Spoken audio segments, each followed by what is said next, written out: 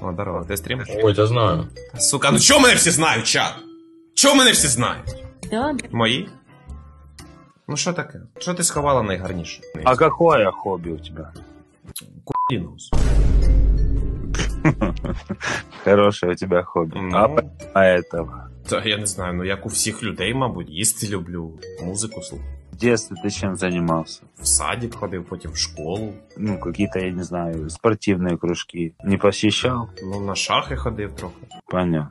То есть было до хуя свободного времени после школы, садика? Ні, я після школи навіть додому не заходив, я на шахи і до вечора прям там сидів. Приходив додому і вирубався сразу. Ты же говорил какое-то время. Якийсь час я так і жив реально. Ну, а после этого? Після цього я поступив в університет. То есть с 1 по 10, по 11 класс ты занимался шахами? Да. Понятно.